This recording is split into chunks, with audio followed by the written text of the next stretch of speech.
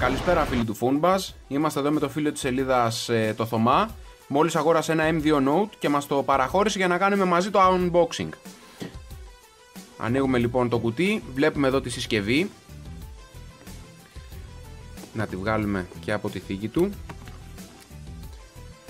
Πανέμορφη συσκευή. Πάμε να δούμε τι έχει μέσα το κουτί. Έχει εδώ τη θήκη για να μπορέσει να βγάλει την κάρτα SIM.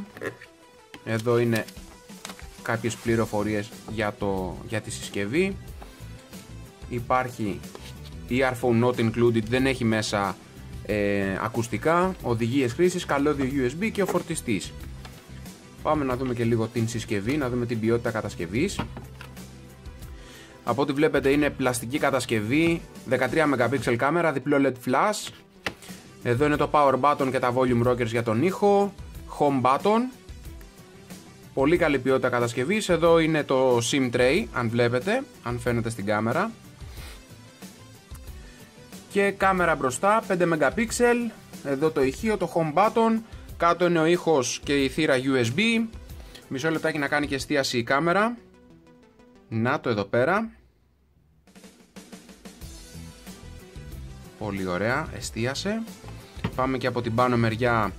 Είναι το jack και ένα μικρόφωνο. Εδώ είναι πάλι το SIM tray, home button και volume rockers. Αυτή παιδιά είναι η συσκευή, 5,5 ίντσες οθόνη. Πάρα πολύ ωραίο και σε πάρα πολύ καλή τιμή, στα 199 ευρώ.